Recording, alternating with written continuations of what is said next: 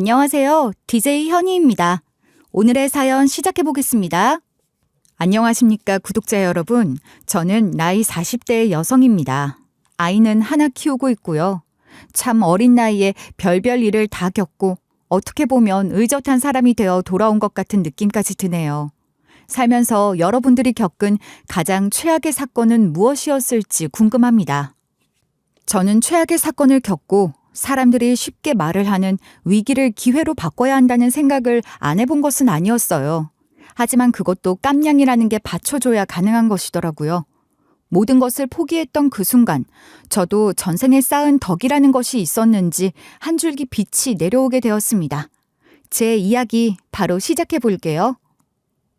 어릴 적 제가 가장 선명하게 기억하는 건 매일 밤마다 흐느끼던 엄마의 모습이었어요. 기억이라는 게 흐릿하고 어느 부분은 지워진 듯 희미한데도 이상하게 엄마가 우시던 얼굴만은 잔상처럼 자주 떠오르곤 해요. 방 안은 조용했지만 엄마의 흐느낌은 늘 이불 속까지 파고들었고 저는 그 소리에 잠을 자다가도 벌떡 일어나곤 했죠. 엄마 왜 울어? 하고 물으면 엄마는 저를 안아주시면서 아니야, 엄마는 괜찮아. 우리 딸만 안 울면 돼. 하고 억지로 웃으셨어요. 그 미소는 웃고 있는 게 맞나 싶을 정도로 금방이라도 부서질 것 같은 얼굴이었죠. 그때는 엄마의 그 처연한 미소가 왜 아무렇지도 않았는지 모르겠어요. 엄마가 우는 이유의 대부분은 아버지 때문이었어요. 아버지는 참 못된 사람이었거든요. 제가 아버지를 향해 나 아빠 미워 그런 말을 하면 엄마는 깜짝 놀라 저를 품에 안고 조용히 말했어요. 그런 말을 했다가 아버지가 화가 나면 큰일 난다고 하면서 저에게 조용히 하고 있으라고 했죠. 하지만 저는 너무 어렸고 아버지가 못된 사람이라는 것을 잘 알고 있었어요.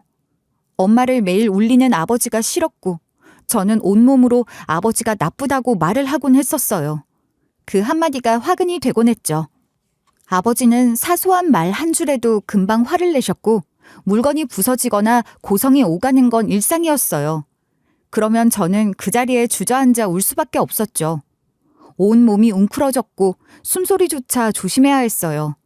어린 마음에도 이 집에서 조용히 사는 게 살아남는 방법이다라는 걸 본능적으로 알고 있었던 것 같아요. 우리 아버진, 아니 그 사람은 저에게 가족이라 부르기조차 싫은 존재였어요. 항상 무서웠고 피하고 싶었고 가능한 한 멀리 떨어지고 싶은 사람이었죠. 그 사람은 가족을 위해서 무언가를 한 적이 없어요. 오히려 늘 엄마에게 손가락질을 하며 비난했죠.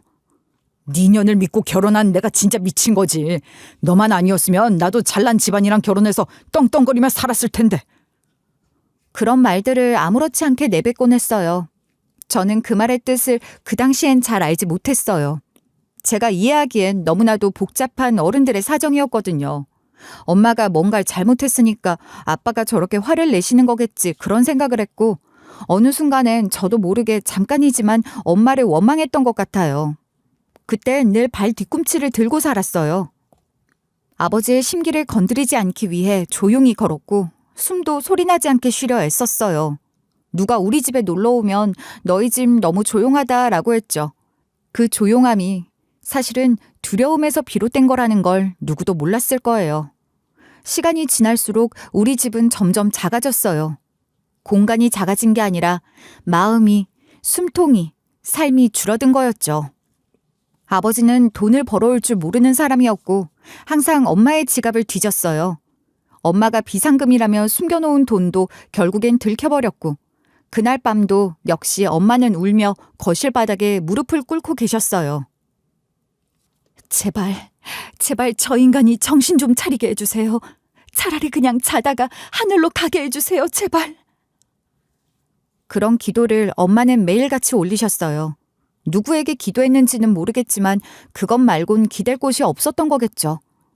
저는 그런 기도를 들으면서 한켠으로는 엄마도 잔인한 마음을 가진 사람이구나 하고 생각을 했지만 그러면서도 엄마가 왜 그런 기도를 했어야만 했는지를 이해하는 사람으로 성장하고 있었어요.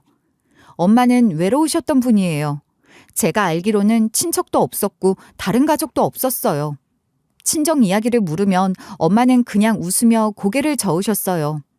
아무 말도 하지 않으셨지만 그 침묵이 모든 걸 말해주는 것 같았어요. 그런 엄마의 곁에서 자라면서 저는 자연스럽게 사람을 믿는 법을 잊어버렸어요. 누구도 쉽게 믿지 않았고 늘 마음속으로 경계를 쌓았어요. 늘 조심했고 늘 두려웠고 늘 엄마가 또 울까봐 가슴 졸이며 살았죠. 어린 시절 제게 세상은 캄캄한 밤 같았어요. 하지만 그 밤 속에서도 유일하게 빛났던 건 엄마였어요. 매일 울면서도 저를 안아주던 그 따뜻한 품. 그 품이 있었기에 저는 버틸 수 있었고 지금까지 살아올 수 있었던 것 같아요. 우리 딸은 꼭 행복해야 해. 절대 나처럼 살지 마. 제발 부탁이야. 엄마가 늘 하시던 말이에요. 그 말이 제 삶의 좌표가 되었어요. 엄마에겐 제가 전부였어요. 다른 식구도 의지할 곳도 없었던 엄마는 오롯이 저 하나만을 바라보고 살아오셨어요. 물론 그런 엄마의 마음이 감사하면서도 한편으론 그 무게가 버겁게 느껴질 때도 있었죠. 어린 마음에도 저 하나에 전부를 걸고 살아가는 엄마가 안쓰럽고 또 죄송하기도 했어요. 초등학교에 다닐 무렵까지만 해도 엄마는 늘 저를 지켜야 하는 입장이셨어요.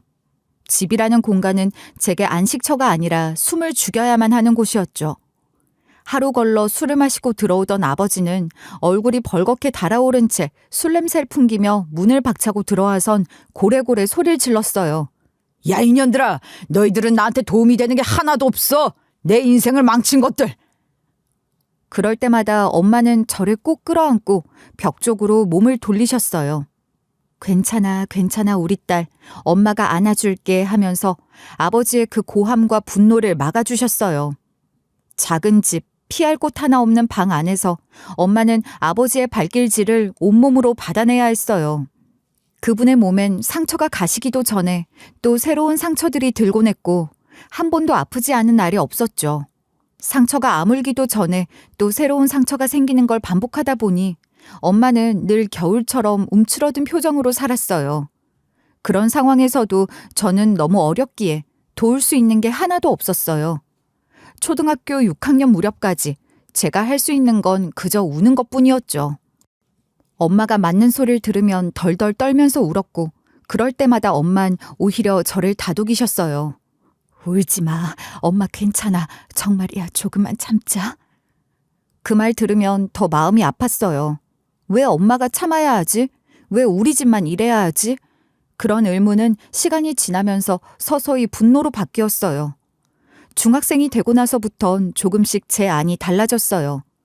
13살이나 14살이나 숫자 차이는 별거 아니지만 사춘기란 이름 아래 제 눈에도 세상이 조금씩 달라 보이기 시작했죠. 무엇보다 아버지의 행동이 당연한 일이 아니라는 걸 깨달았어요. 이건 잘못된 거야. 아빠는 틀렸어. 그 생각이 들자 그날부터 저는 반항을 시작했어요. 처음엔 말로 대들었고 점점 엄마를 막아서기 시작했어요. 아빠 이제 그만해요. 엄마한테 손대지 마요. 뭐라고? 이년이 지금 나한테 큰 소리야? 이 대들어 이게? 비틀비틀 술에 취한 아버지는 제대로 걷지도 못했어요. 목소리만 컸지 힘을 쓸 줄도 몰랐고 순간의 분노를 감당하지 못해 스스로 넘어질 때도 많았죠. 그 무렵부터 저는 운동을 시작했어요. 우리 중학교는 남녀공학이었고 운동부가 꽤 활발한 학교였어요. 시설도 잘 갖춰져 있었고 저는 체육 수업이 가장 기다려졌어요. 그래서 일부러 운동부 동아리 매니저 일을 자원했죠. 여자가 무슨 운동부냐 했지만 저는 정말 운동을 제대로 배워보고 싶었어요. 간곡하게 부탁을 해서 운동부에 들어갔고 운동부 친구들에게 하나하나 배웠어요. 근력 운동도 하고 운동장을 쉬는 시간마다 뛰었어요. 물론 여자인 제가 운동을 한다고 해서 남자아이들처럼 근육이 붙는 건 아니었지만 그래도 확실히 힘은 생겼어요. 엄마가 들기 힘들어하던 박스도 번쩍 들 수 있었고 늘 열지 못해 엄마가 당황하시던 잼 뚜껑도 제가 한 번에 열어드릴 수 있었죠. 그렇게 15살이 되고 나서부턴 본격적으로 아버지께 반항을 시작했어요. 소리만 질러도 제가 앞으로 나서서 막아섰고 손을 들려 하면 눈을 부릅뜨고 쳐다봤죠. 그때마다 아버지는 헛기침을 하거나 소리만 더 키울 뿐이었어요. 예전처럼 무섭지 않았어요. 이제는 엄마를 지킬 수 있다는 자신감이 생겼거든요. 아마도 저는 그때부터 어른이 되기 시작한 거였는지도 몰라요. 그날도 어김없었어요. 술에 잔뜩 취해 들어온 아버지는 현관문을 발로 차듯 밀고 들어와선 엄마를 향해 입에 담을 수 없는 말들을 퍼붓기 시작했죠. 얼굴은 벌겋게 달아오르고 셔츠는 한쪽이 바지 밖으로 삐져나온 채였어요. 그 꼴을 보는 것만으로도 진저리가 났어요. 네 년이 제대로 돈만 벌어왔어도 내가 이렇게 살 사람이 아니야. 나 잘 나갔던 놈이야. 네 년이 내 발목을 잡은 거라고. 제발 그만 좀 하세요. 소리 지르며 술 냄새를 내뿜던 아버지를 보며 저는 참을 수가 없었어요. 마음속 깊이 쌓아두었던 분노가 툭 하고 터져버린 거예요. 저도 모르게 소리를 질렀고 순간 공기가 확 얼어붙는 걸 느꼈어요. 뭐야? 이게 지금 대가리 좀 컸다고 눈에 뵈는 게 없지? 엄마가 무슨 죄예요. 지금까지 봐온 것만 해도 벌써 10년이에요. 그 시간 동안 엄마는 시장 국수집에서 국수 팔아서 저희 먹여 살린 거잖아요. 아버지가 오늘 마신 술값도 다 엄마가 땀 흘려 번 돈이에요. 그런데 그 고마움도 모르고 이렇게 소리만 지르세요? 짐승도 이렇게는 안 해요. 제 입에서 나오는 말들이 멈추질 않았어요. 수십 번, 수백 번 삼켰던 말들이 한꺼번에 터져나왔어요. 그동안 얼마나 가슴에 눌러담고 살아왔는지 저도 그 순간 깨달았죠. 아버진 처음엔 멍하니 제 얼굴을 바라보더니 어느새 씩씩대며 제게로 다가왔어요. 그리고 손을 번쩍 들어 제 뺨을 후려쳤어요. 짝 하는 소리와 함께 얼굴이 돌아가고 볼이 화끈거렸죠. 그 순간 엄마가 울부짖듯 외치셨어요. 이 짐승 같은 인간아, 내 인생에서 가장 큰 실수가 뭔지 알아? 너랑 결혼한 거야. 엄마가 그렇게 고함을 지르는 모습을 저는 처음 봤어요. 엄마는 저를 앞으로 밀어놓고는 아버지의 가슴팍을 밀치셨어요. 본인이 바보 같아서 지금까지 참고 살았지만 더 이상은 안 되겠다고 포효를 하시는데 엄마의 그 모습이 너무 애처롭게 느껴졌어요. 그 모습을 본 아버지는 처음으로 당황한 듯 뒤로 물러섰죠. 아버진 고개를 절레절레 흔들며 소리를 질렀어요. 내가 이딴 집구석에서 살 필요가 있어? 대우도 못 받고 망할 집안 단 인연들 때문이야. 그 말에 저는 또다시 웃음이 나왔어요. 한심하다는 생각밖에 들지 않았죠. 대우를 받을 짓을 해야 대우를 해드리지 않겠냐고요. 아무것도 하지 않으면서 왜 그렇게 큰 소리만 치는 걸까요? 그날 이후로 아버지의 기세는 조금 꺾인 듯 했어요. 엄마와 제가 함께 맞서니까 전처럼 쉽게 소리를 지르진 않았죠. 하지만 그 평화도 오래 가지 않았어요. 얼마 지나지 않아 아버지는 간암 판정을 받았어요. 병원에서 검사를 받고 돌아온 날 아버지는 저를 붙들고 말했죠. 딸년이라도 하나 있어서 다행이지. 네 간 내놔. 정말이지 어이가 없었어요. 그제야 본인의 목숨이 아까웠던 걸까. 10수년 동안 엄마를 때리고 저를 모욕했던 그 사람이 이제 와서 간을 내놓으라니요. 그때가 제 나이 고등학교 2학년 때였어요. 간이식 적합성 검사를 받았을 당시 저는 기증이 가능한 상태라는 결과를 받았죠. 간의 크기도 괜찮았고 꾸준히 운동을 해오던 덕분에 전반적인 컨디션도 나쁘지 않단 진단이었어요. 기증자가 많이 어리긴 하지만 이 상태라면 기증이 가능합니다. 수술에 필요한 조건은 다 갖추셨습니다. 하지만 저는 아무 말 없이 고개를 저었어요. 그 사람을 살리고 싶지 않았거든요. 살면서 단 한 번도 제게 따뜻한 말 한마디, 보호라는 단어와 가까운 행동 하나 해준 적 없는 사람에게 제 장기 일부를 내어줘야 한다는 생각 자체가 역겨웠어요. 막말로 앞으로 제 몸이 어떻게 될지 모르잖아요. 제가 아플 수도 있는 거잖아요. 근데 왜 저런 인간한테 제 간을 주어야 하는지 이해가 안 됐죠. 살려놔봐야 엄마가 번 돈이나 탕진하면서 또 술을 마실 텐데 그게 솔직한 제 마음이었어요. 의사 선생님, 저는 솔직히 이식 수술 하고 싶지 않아요. 아니, 안 할래요. 당연히 본인의 결정이 우선입니다. 게다가 아직 18빛이니까요. 앞으로 어떻게 변할지 모르는 상황에서 부작용과 후유증을 감당할 수 있는지 충분히 고민해 보셔야 합니다. 하지만 아버지는 제 선택을 받아들이지 못했어요. 이 살인자 같은 년, 내가 네 덕에 죽게 생겼구나. 너 같은 건 자식도 아니야. 내 눈앞에 사라져. 감히 지 아버지가 아픈데 간을 안 내나? 그렇게 소리치며 병원 복도를 발로 차고 돌아다녔다고 들었어요. 엄마와 의료진은 간이 맞지 않았다고 둘러대 주었지만 아버지는 내 자식인데 안 맞을 리가 있냐며 고래고래 소리를 질렀어요. 고집도 고집이었지만 결국 그 사람은 끝까지 자기가 무슨 짓을 해왔는지를 모르더라고요. 그 후로 저는 단 한 번도 아버지의 병실을 찾지 않았어요. 가는 게 무의미했으니까요. 니년 때문에 내가 죽는다. 내가 너한테 뭘 그렇게 잘못했냐? 그런 소리들을 굳이 들어가며 스트레스를 받을 필요가 없었어요. 저한테는 단 한 번도 도움이 되지 않았던 사람, 그 사람을 보러 가야 할 이유가 제겐 없었어요. 고3이 되던 해, 아버지는 세상을 떠났어요. 그 소식을 들었을 때도 저는 담담했어요. 눈물 한 방울 나지 않았고 가슴이 아프지도 않았어요. 그저 끝났구나 싶은 마음뿐이었어요. 그때가 마침 모의고사 기간이었고 저는 그날도 책을 놓지 않았어요. 장례식장 바닥에 돗자리를 펴고 엎드린 채 문제집을 펴서 문제를 풀었죠. 쟤 좀 봐. 아버지가 돌아가셨는데 저렇게 차갑게 시험 공부나 하고 있네.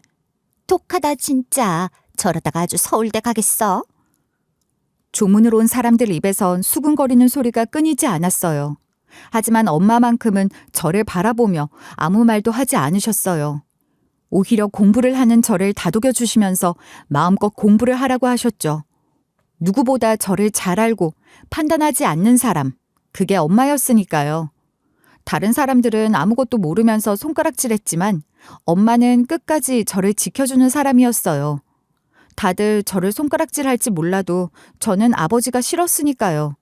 그 사람은 저에게 아버지라는 이름만 가진 타인이었으니까. 대학에 붙었을 때만 해도 저는 참 당당했어요. 입학 허가서를 손에 들고 집으로 돌아오는 길, 하늘이 다 저를 반겨주는 것만 같았죠. 엄마, 나 진짜 붙었어. 이제 우리 집에서도 대졸자가 나오는 거야. 하고 말을 한 그날, 엄마는 그 작고 낡은 국수집 한 구석에서 조용히 눈물을 훔치셨어요. 제 기쁨이 엄마에게도 작은 위안이 되었던 거겠죠. 하지만 기쁨은 오래가지 않았습니다. 등록금을 내고 나면 남는 게 없었고 생활비며 책값이며 쓸 곳은 한두 군데가 아니었어요. 그나마 아버지가 돌아가시면 조금은 나아질 줄 알았죠. 빚 같은 건 없을 줄 알았고요. 그런데 그게 아니었어요. 아버지는 평생 술을 달고 사셨습니다. 오늘도 기분이 꿀꿀하니까 한잔 해야겠다. 그 말을 입에 달고 사시던 분이었는데 도대체 어디서 그런 돈이 났는지 우리는 알지 못했어요. 아니, 어쩌면 모른 척하고 있었던 걸지도 모르겠네요. 아버지가 돌아가신 뒤 며칠 지나지 않아 낯선 사람들이 집을 찾기 시작했어요. 그때서야 알았습니다. 아버지 명의로 된 빚이 얼마나 많았는지, 그리고 그 빚이 고스란히 우리 가족에게로 넘어왔단 걸요. 상속을 포기하면 된다는 사실도 그땐 몰랐습니다. 그래도 집 한 채는 남겠지 싶었거든요. 아버지 명의의 그 집조차 지키려면 빚을 떠안는 수밖에 없었죠. 결국 제가 다니던 대학도 2학년을 넘기지 못했어요. 한 학기 등록금을 내고 나면 월세는커녕 식비도 부족했거든요. 빚쟁이들이 찾아와 현관문을 두드리던 그날 현실을 직시하게 되었죠. 아버지 명의의 채무자 대표로 얼굴 한번 뵙고 싶네요. 그 목소리에 식은땀이 났고 저는 그 길로 휴학계를 냈습니다. 엄마는 여전히 국수집에서 일하고 계셨어요. 제가 어린 시절부터 줄곧 일해오신 곳이었죠. 하루에 몇 번씩 손님들이 줄을 서서 기다리던 그 집은 사실상 엄마 덕분에 명맥을 이어가고 있었어요. 특히 여름이면 그 집 콩국수를 먹기 위해 멀리서도 사람들이 찾아왔습니다. 사장님, 이 콩물 어떻게 만드신 거예요? 이건 정말 예술이네요. 그냥 정성이지요, 뭐. 콩이랑 물이랑 마음을 같이 넣는 거랍니다. 아주 간단하게 만들 수 있는 것처럼 설명을 하셨지만 그 맛은 아무도 따라하지 못했어요. 콩을 갈아내 우유처럼 뽀얗게 만드는 기술은 정말 엄마만의 비법이었죠. 간을 많이 하지 않아도 구수하게 넘어가는 그 맛 덕분에 단골들이 끊이지 않았고요. 저는 낮에는 패스트푸드점에서 햄버거를 굽고 밤에는 화장품 가게에서 손님을 맞이했어요. 손에 잡히는 일이면 뭐든 했습니다. 이번 달엔 뭐라도 벌어야지. 등록금은 안 되더라도 이자만큼이라도 갚아야 하니까 라는 생각을 쉬지 않았어요. 그렇게 하루하루를 버티다 결국 등록금은커녕 삶 자체가 흔들리는 기분에 학교를 자퇴하기로 마음을 먹었습니다. 엄마, 나 학교 그만둘게. 더는 안 되겠어. 이걸 어쩌냐 정말. 엄마가 조금만 더 돈을 잘 벌었더라면 좋았을 텐데. 엄마 그런 말 하지 마. 나는 엄마가 혼자 고생하는 게 싫어. 나도 같이 갚을게. 대학은 그 뒤에 가도 안 늦어. 제 말을 들은 엄마는 조용히 제 손을 잡고 고개를 끄덕이셨어요. 뒤에서 남몰래 엄마가 울고 있었다는 것은 알고 있었지만 저는 애써 모른 척했습니다. 구직을 하는 동안 다행히 한 중소기업에서 저를 채용해줬어요. 연봉이 많진 않았지만 고정적인 수입이 생긴다는 사실 하나만으로도 마음이 놓였죠. 그 돈으로 조금씩 빚을 갚기 시작했어요. 이자가 눈덩이처럼 불어나던 상황이라 변호사를 찾아가 상담도 받았고 다행히 일부 이자를 정리할 수 있었습니다. 법적인 절차를 밟으며 채무 조정을 신청하고 힘겹게 하나하나 해결해 나갔어요. 그렇게 몇 년을 죽어라 일했지만 손에 남는 건 없었어요. 옷 한 벌, 화장품 하나 맘 편히 산 적 없었죠. 친구들은 취직해서 여행도 다니고 자기 삶을 꾸려나가는 모습이 부러웠습니다. 저는 매달 통장에 찍힌 숫자를 보며 이번 달은 이만큼 갚았다고 안도를 했을 뿐이에요. 빚을 갚기 시작한 건 제가 21살이 되던 해였어요. 그때부터 33살이 되던 해까지 무려 12년 동안 저는 수만 번 제대로 쉬지 못하고 달려왔습니다. 월요일부터 금요일까지는 직장에 다니고 퇴근을 하면 대리운전 콜센터에서 전화 받는 일을 했어요. 대리운전입니다. 어디로 모실까요? 이 말은 저에게 툭 치면 나오는 인사와도 같은 말이었죠. 수학이 넘어 술 취한 목소리, 무례한 말투에도 웃음을 지으며 전화를 받았습니다. 주말에는 고깃집에서 아르바이트를 했습니다. 불판을 갈고 손님들 고기를 구워드리고 여기 소주 하나 추가요 소리에 뛰어다니면서도 머릿속엔 늘 이번 달 빚 이자가 얼마였지? 하는 계산만 맴돌았어요. 그렇게 주 7일 근무를 하며 제 손에 들어온 월 수입이 세금 다 떼고 450만 원 정도였어요. 그중에서 제가 쓸 수 있는 돈은 딱 300만 원 뿐이었죠.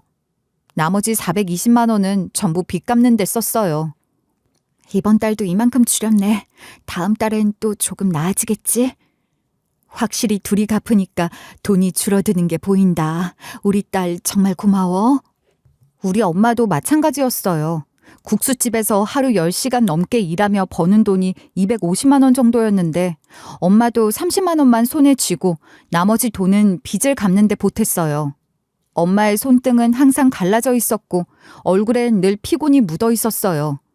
그래도 단 한 번 그 삶을 탓하시는 적은 없었죠.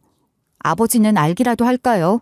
생전 도움 한 번 주지 않았던 인간이 빚만 떠넘기고 가서 우리 두 모녀가 죽어라고 갚아야 했다는 사실을요. 이미 죽은 사람이라 탓을 하기도 뭐했지만요. 그렇게 숨막히는 시간을 견디고 견딘 끝에 제가 33이 되던 해 드디어 마지막 채무 변제를 마쳤습니다. 그날 아무 말도 안 하고 눈을 감았어요. 끝났어. 이제 진짜 내 인생 시작이야. 엄마 정말 수고 많았어. 우리 둘이 해낸 거야. 정말 우리 둘이 그 빚을 다 갚았다고. 우리가 이제 못할 건 없어. 그 말을 혼잣말처럼 내뱉었는데 눈물이 왈칵 쏟아지더라고요. 그 후로 저는 주말 아르바이트를 그만두었고 직장에만 집중하면서 조금씩 숨을 쉴 수 있게 됐습니다. 콜센터 일은 가끔 도움이 필요할 때 알바처럼 나갔고요. 그동안 못 간 치과도 가고 엄마랑 시장에서 회도 사 먹었죠. 한 달에 30만 원을 쓰던 그 시절이 저에겐 너무 길었거든요. 그러던 어느 날 지금의 남편을 만나게 됐습니다. 사실 처음엔 그냥 평범한 사람이었어요. 조용하고 성실했고 술은 입에도 못 대는 체질이라 제가 어릴 적부터 두려워했던 아버지와는 정반대의 모습이었죠. 술 못 마셔요? 네, 체질이 안 돼요. 맥주 한 모금만 마셔도 토해요. 그 말에 괜히 마음이 놓이더라고요. 아, 이 사람은 적어도 내 아버지처럼 망가지진 않겠구나 싶었어요. 하지만 결혼까지는 생각하지 않았습니다. 지금이 편했고 그 사람과 함께 있을 때 마음이 편안했으니까 굳이 미래를 정하지 않아도 괜찮다고 여겼어요. 그런데 제가 35이 되던 해 예상치 못한 일이 벌어졌습니다. 뱃속에서 새로운 생명이 찾아온 거예요. 그 사실을 알았을 때 정말 많이 당황했어요. 두려움도 컸고 혼란스러웠죠.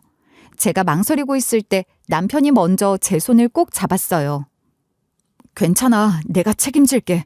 네가 무섭지 않도록, 외롭지 않도록 내가 꼭 지킬게. 우리 아이 내가 책임지고 잘 키울게. 나랑 결혼해줘.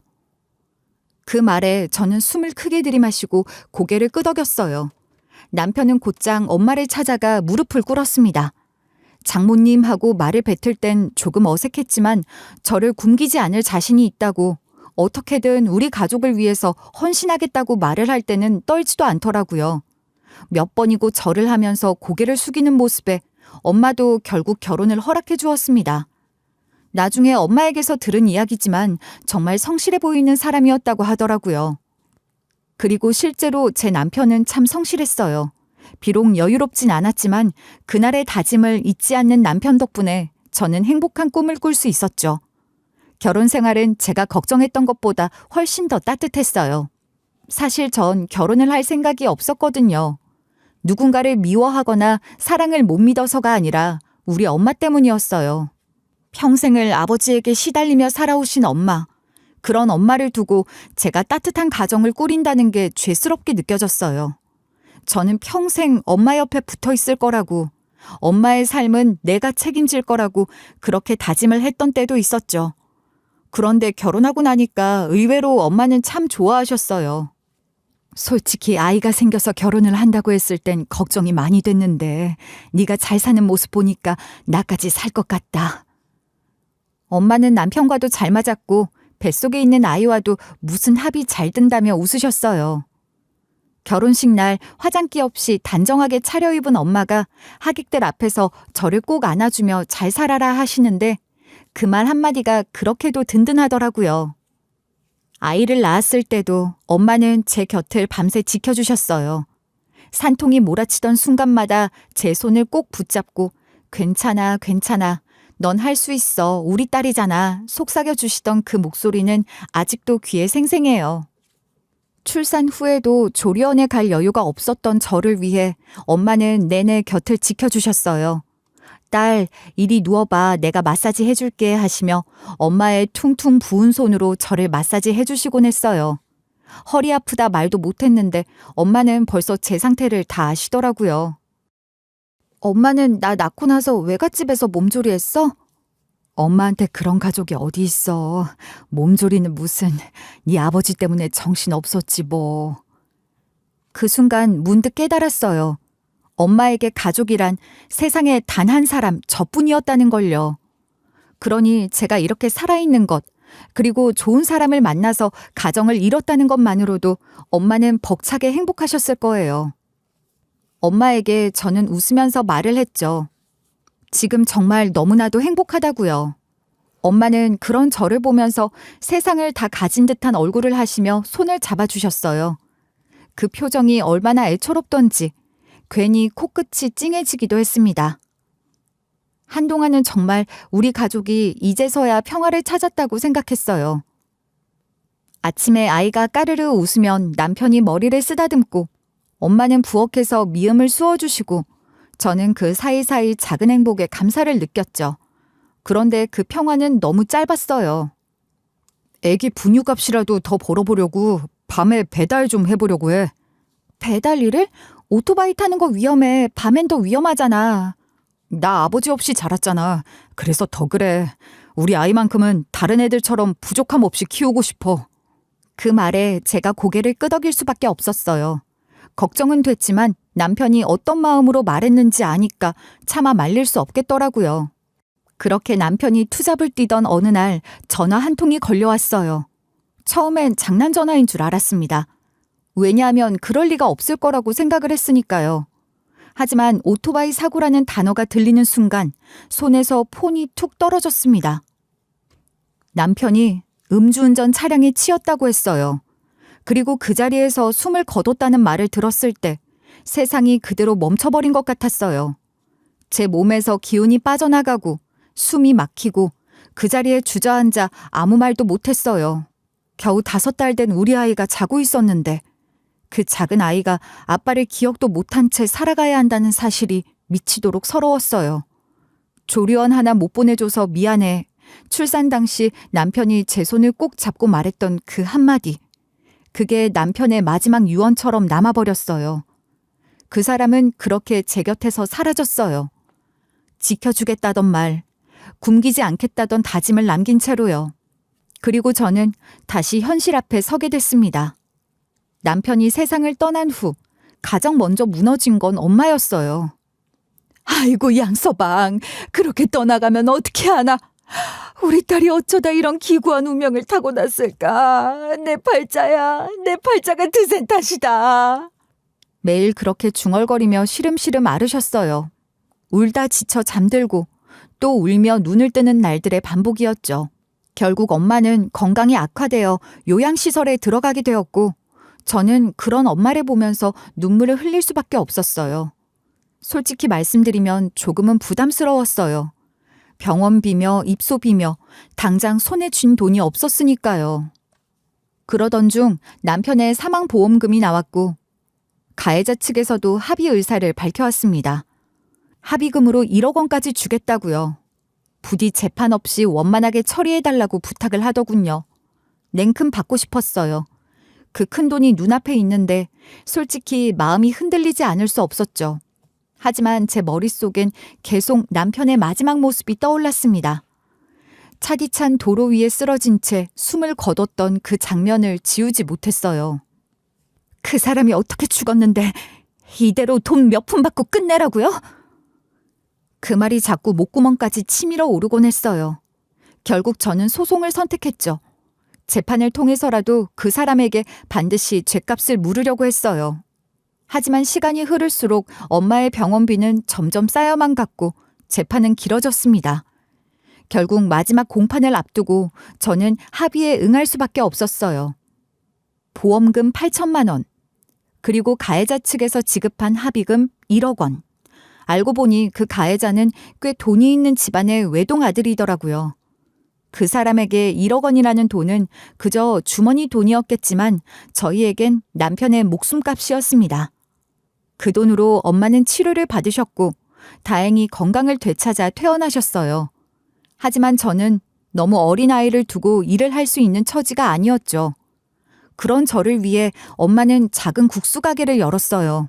정말 작은 가게였어요. 작은 간판 하나 달고 테이블 4-5개를 놓은 곳이었지만 엄마의 콩국수는 금세 입소문을 탔어요. 이거 어디서 배운 거예요? 세상에, 이렇게 고소한 콩국수는 처음이에요. 별거 없어요. 콩 비율만 잘 맞추면 되는데 우리 집 가문 비법이에요. 그렇게 엄마가 일하시고 저는 아이를 키우며 어느덧 6년이 흘렀어요. 제가 42이 되던 해 우리는 새로운 집으로 이사하려 했어요. 하지만 그 선택이 우리 인생을 또다시 송두리째 뒤흔들 줄은 몰랐습니다. 계약했던 집은 이미 이중 계약이 되어 있었고 현장에 갔을 때 다른 세입자가 살고 있었어요. 알고 보니 사기였죠. 모든 돈을 들고 달아난 사람들은 한국어를 유창하게 하던 중국인들이었고 그들은 대포 통장을 이용한 전문 사기범이었어요. 우린 모든 것을 잃었습니다. 엄마는 가게에서 숙식을 해결했고 저와 아이는 갈 곳이 없어 전전긍긍하다가 가게 단골 손님이 일자리를 소개해 주셨어요. 급하게 사람 구하는 곳이 있어요. 평창동에 있는 회장님 댁인데 식모 자리긴 해도 아이도 데리고 가도 된대요. 제 처지에 지금 일을 가릴 수 있겠어요? 저 하겠습니다. 당장 일할 수 있어요. 그렇게 저는 아이 손을 꼭 잡고 회장님 댁으로 들어갔어요. 춥디 추운 겨울이었죠. 그런데 다행히 회장님은 무척 너그러운 분이셨어요. 어린아이를 데리고 오는 것을 싫어하실 수도 있는데 집안에 생기 있는 목소리가 들린다면서 아이를 데려온 것을 잘했다고 말을 해주시며 이해를 해주시는 분이었어요. 그 말에 얼마나 눈물이 나던지 몰라요. 그렇게 저는 한겨울에 들어가 여름이 될 때까지 회장님의 댁에서 일했어요. 가끔 우리 아이가 장난을 쳐도 회장님은 웃으며 받아주셨고 제가 부족한 점이 있더라도 한 번도 언성을 높이신 적이 없었어요. 어느 날 여름 무더위가 기승을 부리던 날 회장님께서 식욕이 없다고 하셔서 엄마에게 배운 콩물 비법을 떠올렸어요. 회장님, 콩국수 한 그릇 어떠세요? 시원하고 부드럽게 콩국물 내서 말아드릴게요. 내가 콩국수는 잘 안 먹는다는 거 알지 않소? 내가 원하는 콩국수 맛이 따로 있는데 그 맛을 내는 집이 단 한 군데도 없어. 그러세요? 그래도 이건 좀 다르실 거예요. 콩국수가 싫으신 게 아니라면 딱 한 번만 드셔보세요. 그렇게 정성껏 만든 콩국수를 회장님 앞에 내어드렸고 회장님은 조심스럽게 한 숟갈을 드셨어요. 그런데 갑자기 손에 들고 있던 숟가락을 떨어뜨리시더니 손이 벌벌 떨리는 겁니다. 회장님께 다가가 괜찮으신 거냐고, 어디 아프신 거냐고 묻자 회장님은 눈을 동그랗게 뜨고 오히려 저를 재촉하며 물어보셨어요. 이 맛이 바로 그 맛이야. 우리 누님이 해주시던 그 맛인데 이걸 어디서 배웠어? 누구한테 배운 거요? 예? 아니 이건 저희 어머니의 콩국수 비법인데요. 엄마한테 배웠어요. 어머니? 어머니시라고? 자네 어머님 성함이 어떻게 되시나? 그 순간이었어요. 타이밍이라는 것은 항상 예술로 들어맞지 않겠어요? 엄마에게서 딱 전화가 걸려온 것입니다. 하필이면 콩국수의 비법을 누구에게 전수받았냐고 회장님께서 저를 닥달하는 그 타이밍이에요. 저는 전화가 걸려오는 것을 보고 바로 전화를 받았어요. 평소 같으면 회장님 앞에서 통화를 하지 않았을 테지만 지금 상황이 딱 엄마가 필요한 상황이었으니까요. 예, 지금 잠깐 나올 수 있니? 나 회장님 댁 앞에 와 있는데. 목소리에 힘이 실려 있었고 반가움보다는 긴장감이 묻어났어요. 엄마는 여름이면 꼭 저희 아이를 위해 직접 만든 청을 들고 오곤 했거든요. 우리 아이는 여름만 되면 늘 목이 붓고 감기에 쉽게 걸렸어요. 그래서 엄마는 매번 배, 도라지, 홍삼에 꿀을 넣고 푹 달여서 청을 만들어 주셨어요. 엄마 5분만 기다려봐. 금방 나갈게. 수화기를 끊고 나가려고 준비하던 찰나 다시 한번 회장님이 제게 물으셨어요. 지금 자네 어머님이신가? 자네 어머님 성함을 알려줄 수 있겠나? 아, 네. 이 앞에 오셨다고 하셔서요. 저희 어머니요? 조형화예요. 그 말을 들은 회장님은 마치 전기가 온 듯 벌떡 일어나시더니 현관 쪽으로 성큼성큼 걸어가시는 거예요. 놀라서 뒤따라가며 붙잡으려 했지만 회장님은 말릴 틈도 없이 현관문을 열고 마당을 가로질러 그대로 대문까지 나가셨습니다. 그리고 문을 딱 여시는 순간 거기 우리 엄마가 서 있었어요. 손에는 청이 담긴 유리병을 들고 계셨는데 그 모습에 회장님이 멈칫하셨어요. 엄마도 회장님을 보자마자 그 자리에서 얼어붙은 듯 했죠. 그러던 찰나 엄마 손에서 유리병이 와르르 떨어졌어요. 그 귀한 청이 바닥에 산산조각 나면서 꿀물 섞인 액체가 대문 앞을 흥건히 적셨습니다. 엄마 괜찮아? 당황해서 두 분 사이로 달려갔어요. 그런데 회장님이 갑자기 비틀거리시더니 진짜 개거품이라도 물듯 뒤로 고꾸라지려고 하시는 거예요. 저는 급히 회장님을 부축했어요. 회장님께 괜찮으시냐고 조심하셔야 한다고 말을 하기도 전에 회장님이 떨리는 목소리로 엄마를 향해 외치셨어요. 누님이십니까? 형아 누님이 맞으시냐고요? 아니 너 혹시 형주냐? 형주? 그 이름을 듣는 순간 가슴이 철렁 내려앉았어요. 회장님의 성함은 분명 조광익이셨거든요. 처음 뵀을 때 명함으로도 확인했었고 집안 곳곳에 걸린 상패며 상장이 모두 조광익이라는 이름이었어요. 그런데 형주라뇨. 거기다가 두 사람은 잘 아는 사이인 것 마냥 서로의 얼굴을 확인하고는 놀라 자빠질 것 같은 표정을 하고 있는데 가운데에 낀 저는 얼마나 당황스러운 상황이겠어요. 회장님은 엄마 쪽으로 성큼 다가가시더니 그 두 손을 꼭 잡으며 외치셨어요. 예, 누님, 저예요. 형주입니다. 살아계셨군요, 누님. 정말 얼마나 그리웠는지 모릅니다. 대체 어떻게 살고 계셨어요? 정말 너 진짜 형주야? 아이고 형주야. 형주를 여기서 이렇게 다 보다니. 엄마는 눈시울까지 붉어져 눈물을 흘리고 계셨어요. 엄마의 표정에서는 미안함, 두려움, 반가움 모든 것이 종합적으로 보였죠. 두 분은 서로 손을 잡은 채 말도 못하고 눈물만 흘리셨어요. 제가 어안이 벙벙해서 그 모습을 바라보다가 용기 내서 물었어요. 회장님 성함은 조광익이시잖아요. 형주라는 이름은 어떻게... 내 이름이 원래 조형주일세. 성인이 되자마자 개명을 했지. 세상과 끊고 싶었던 과거가 있었거든. 뭐 이름이 바뀌어야 성공을 한다는 소리도 있었고 말이야. 뭐 개명이야 그럴 수 있다고 생각을 했어요. 그런데 어디에도 한 줄 뜬 적 없는 회장님의 개명 전 이름을 우리 엄마가 어떻게 알고 있는 건지, 반갑고 살갑게 이름을 서로 부르고 누님, 형주 하면서 친밀한 관계를 비칠 수 있다는 건 과거에 단단한 인연이 있을 수밖에 없다는 생각이 들잖아요. 거기다가 성도 같은 조 씨이고. 그렇다면 답은 한 가지밖에 떠오르지 않았어요. 우리 엄마가 늘 숨겨왔던 외가의 이야기. 회장님이 혹시 엄마의 동생은 아닐까? 하는 생각을 하게 된 것이었죠. 하지만 그 생각엔 현실성이 너무 없었어요. 아니, 아예 믿기지 않았어요. 콩국수 한 그릇으로 연결된 인연이 피 한 방울 섞인 가족이라는 사실로 이렇게 되살아날 줄은 정말 상상도 못했으니까요. 하지만 애틋한 두 사람 앞에선 저는 이 모든 게 현실이라는 걸 조금씩 받아들이기 시작했습니다. 그제서야 회장님은 우리 엄마를 향해 조심스럽게 말씀하셨어요. 누님, 안으로 들어가서 이야기 좀 나눕시다. 엄마는 얼굴이 새하얗게 질려서 입술을 달달 떨고 계셨고, 저는 뭐가 어떻게 된 건지 알 수 없는 채로 엄마를 모시고 회장님 댁 안으로 들어갔습니다. 거실 소파에 나란히 앉은 두 사람 사이엔 한동안 말도 없었어요. 그 정적을 깨고 먼저 입을 연 건 엄마였어요. 정말로 형주가 맞구나 하는 탄식에 회장님은 조용히 고개를 끄덕였고, 그 순간부터 아주 오래된 이야기들이 조심스레, 그러나 뚜렷하게 엄마의 입을 통해 흘러나왔어요. 두 사람은 진짜 남매였어요.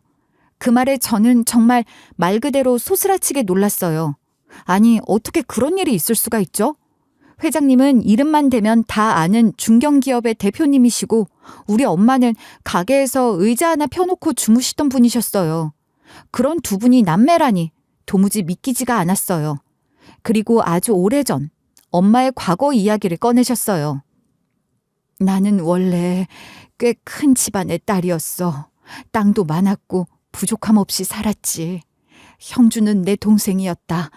그러다 어느 날 너희 아버지를 만났어. 처음엔 그냥 웃고 넘길 수 있는 사람이었는데 어느새 마음이 가 있더라. 그 사람은 나한테 진심인 척 다가왔지. 하지만 지금 생각해보면 전부 계산된 행동이었어. 내가 부잣집 딸이라는 얘기를 듣고 편히 먹고 살 궁리만 하고 있었던 거야. 외가에서는 그 결혼을 극렬히 반대했대요. 엄마는 그래도 아버지를 사랑하고 있었기에 모든 걸 버리고 아버지를 따라 집을 떠나셨대요.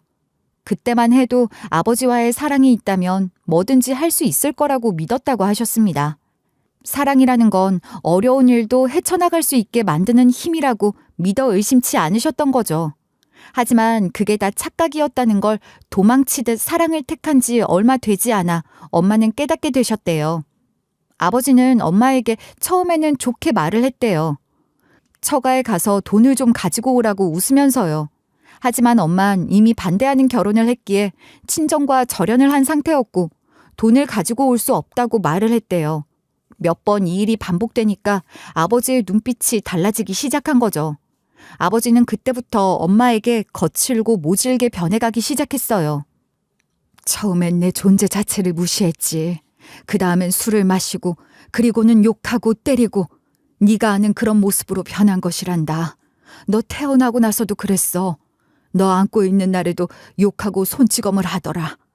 내가 그걸 참을 수가 없었어. 그래서 결국 어린 저를 안고 다시 친정을 찾으셨다고 했어요.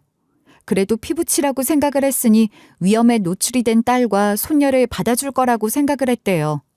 하지만 외가에선 문전박대를 했다고 하더라고요. 엄마는 결국 집으로 돌아갈 수밖에 없었대요. 아버지의 그런 모진 욕설을 견뎌내면서도 갈 수 있는 곳이 없었으니까요. 게다가 외가에선 나중에 따로 연락을 해서 저를 버리고 오면 받아줄 수 있다고, 대신 집안에서 원하는 남자와 결혼을 하라고 엄마에게 요구를 했답니다. 엄마는 그 뒤로 완전히 외가와는 연락을 끊기로 결정을 했던 거죠.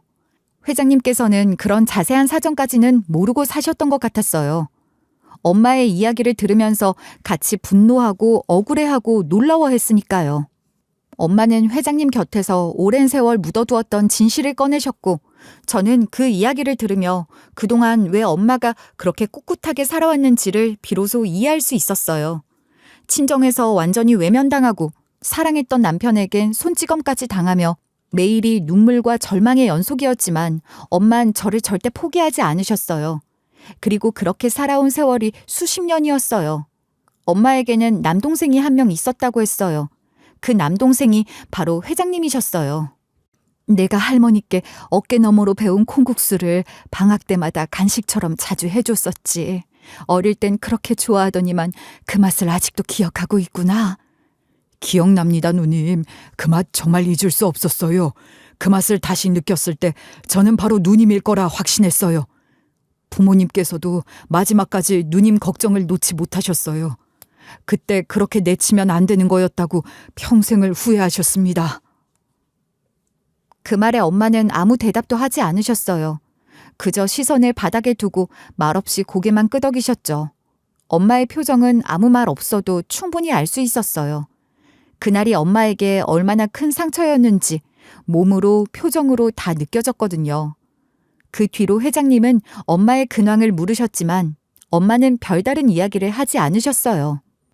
어쩌면 자존심 때문이었을 수도 있고 또는 이제 와서 수십 년 만에 만난 동생에게 자신의 고된 삶을 내보이기 싫었던 걸 수도 있었죠. 짐이 되고 싶지 않았던 거예요. 하지만 저는 너무 답답했어요. 정말로 속이 터질 것 같았어요. 아무리 생각해도 그 옛날 그렇게 땅도 많고 재산도 많았다는 친정의 자산이 전부 회장님에게 상속되어 사업의 미천이 된 거라면 엄마의 몫은 없는 걸까? 그런 생각이 저절로 들었어요. 엄마는 정말 온 인생을 다 바쳐 저를 키우셨거든요. 그런데 단 한 번의 실수, 사랑했던 사람을 잘못 믿었다는 이유만으로 그 모든 걸 잃어야 했던 거잖아요. 속으로 그런 생각을 하고 있었는데 놀랍게도 회장님이 먼저 그 말을 꺼내셨습니다. 누님, 그동안 우리 집안의 몫은 제가 다 끌어안고 살았습니다. 그게 정당한 줄 알고 살았는데 이젠 제 손으로 정리하고 싶습니다. 그 말을 듣는 순간 제 가슴이 쿵 하고 내려앉았어요. 그날 엄마는 말없이 회장님을 바라보셨고 저는 그 시선 속에서 희미하지만 아주 오래된 한 줄기 실처럼 끊겼던 가족의 시간이 다시 연결되는 걸 느꼈어요. 부모님께서 누님 이름으로 남겨놓고 간 재산이 있습니다. 이렇게 다시 만나게 될 거라고 믿었기에 한 푼도 건드리지 않고 그대로 보관하고 있었습니다. 누님, 이제라도 편하게 사셔야지요. 이제 부모님은 하늘나라에 가셨고 아무리 미운 부모라도 이제는 용서해 주셔야 하지 않겠습니까? 그리고 자식과 손주가 이렇게 힘들게 살고 있는데 이제라도 보살펴 주셔야지요. 그 말을 들은 순간 엄마는 참았던 울음을 터뜨리셨어요. 그동안의 삶이 아마 주마등처럼 스쳐 지나가셨겠죠. 엄마는 고개를 떨군 채 엉엉 우셨어요. 한동안 흐느낌 소리만 가득했어요. 그래, 형주야. 받을게. 이제는 나도 좀 편하게 살아봐야지. 그래야 너희한테도 덜 미안하겠지. 그리고 그날 우리 가족의 인생이 바뀌기 시작했어요.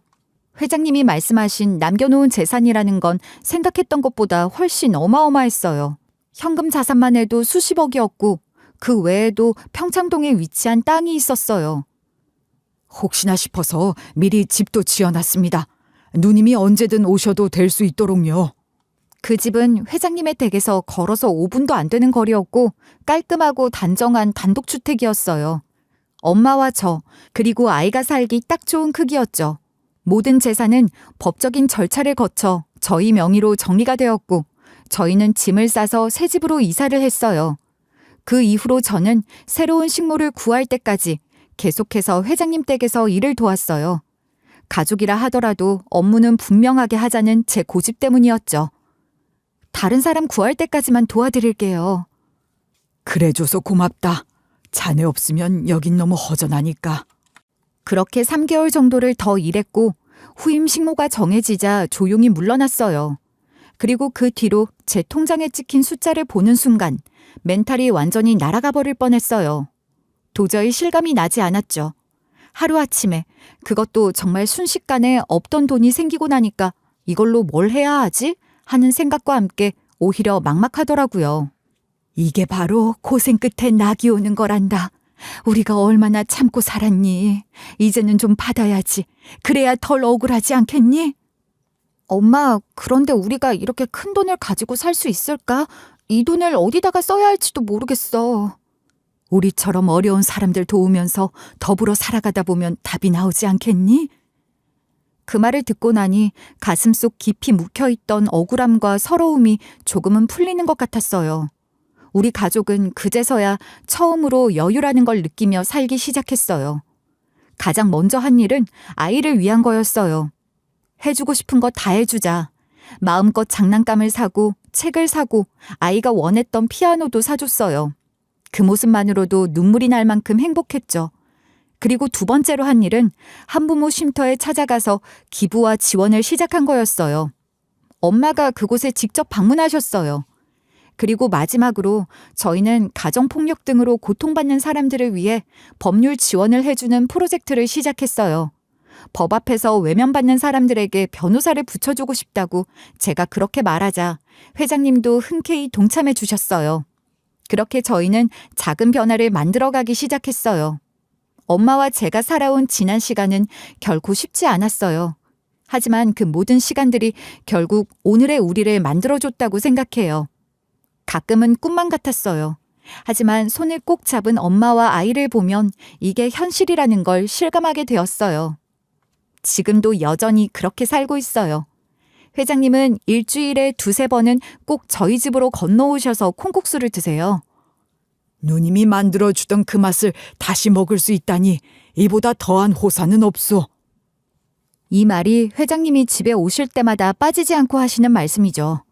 엄마는 회장님에게 예전처럼 콩물을 정성껏 만들어드리고 저는 그 틈에 회장님 댁 손자들과 제 아이가 함께 어울릴 수 있도록 도와주며 사촌들과 함께 시간을 보내고 있어요.